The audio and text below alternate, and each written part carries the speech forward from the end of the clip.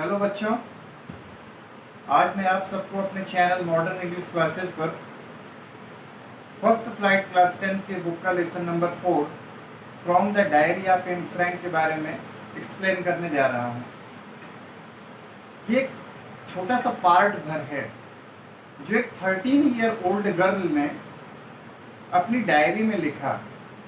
उसका ये मानना था कि paper had more patience than people. इंसानों से कहीं ज़्यादा धैर्य अगर किसी के अंदर है तो पेपर के अंदर है। ये बात उसने क्यों कही, किस रेफरेंस में कही और ऐसे कहने की ज़रूरत क्या पड़ी, ये मैं आपको अपने वीडियो के पार्ट 2 में बताऊंगा। उससे पहले मैं एन के बारे में आपको बता दूं, जिसका जन्म 12 जून 1929 को जर्मनी में हुआ था। जो एक ज्यूइश गर्ल थी, यहूदी लड़की थी, जिसकी एक बहन थी जिसका नाम मार्गॉट था।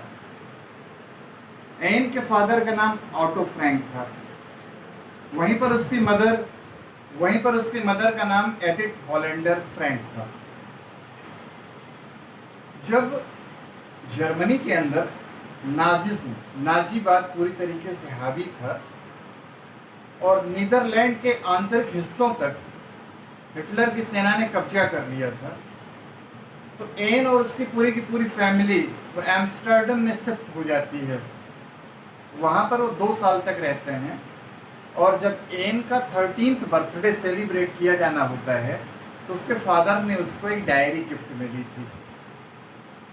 उस डायरी में लिखने से पहले वो बताती है कि उसके कई सारे फ्रेंड्स थे और कहती है कि 30 पीपल अराउंड हर, 30 लोग ऐसे थे जिनको आंट कह सकती थी, जिनको कज़न कह सकती थी, जो उसके फ्रेंड के तौर पे थे, जिनसे वो बातें कर सकती थी। लेकिन उसको लगता था कि इंसानों के अंदर धैर्य कम होता है, पेशेंस नाम की चीज़ नहीं होती है।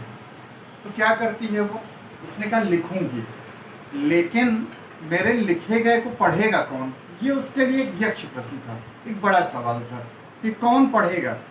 फिर भी कोई नहीं पढ़ेगा, तब भी मैं लिखूंगी। और उसने लिखना शुरू किया। लिखने का काम उसने जून के महीने की 12 तारीख को शुरू किया। ये वो दौर था जब पूरी जर्मनी के अंदर नाजिज्म हावी था।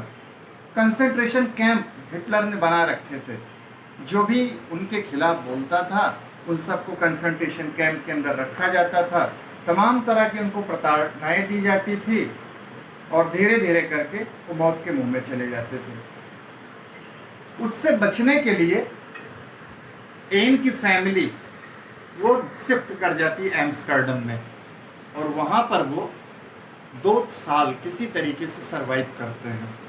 फिर उनके ही किसी जानने वाले ने बता दिया और फिर एक एक करके उनके ऊपर हमले होते हैं और सबके सब मारे जाते हैं। एन की भी मृत्यु हो जाती है, जिसको टाइफाइड हो जाता है।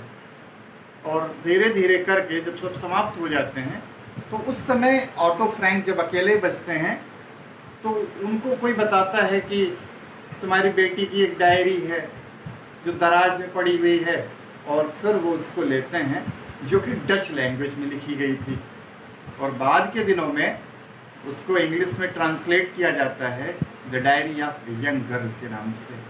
और ऐसा कहा जा सकता है कि पूरी दुनिया के अंदर अगर किसी की डायरी को सबसे ज़्यादा पढ़ा गया तो डायरी ऑफ एन फ्रैंक है, जिसको 13 year old girl Jewish girl ने लिखा था। एक यहूदी लड़की थी जिसके मन में कैंप्स को लेके, कंसंट्रेशन कैंप्स को लेके, फ्रेंड्स को लेकर के, टीचर्स को लेकर के, डे बाय डे जो कुछ इंसिडेंट्स होते थे उसकी लाइफ में, रात में उनको पेन डाउन करती थी। और उसको एक समय ऐसा भी लगा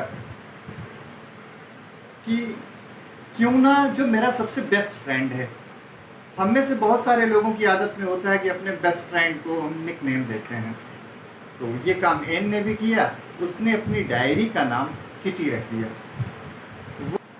ये मैंने इस लेसन का जो एक्सर्प्ट, जिसको एक छोटा सा पार्ट कहा गया है, वो मैंने एन के बारे में, उसके फैमिली के बारे में, कंसंट्रेशन कैंप के बारे में उस लड़की के नेचर के बारे में, उसके फ्रेंड्स के बारे में मैंने आपको बताया है।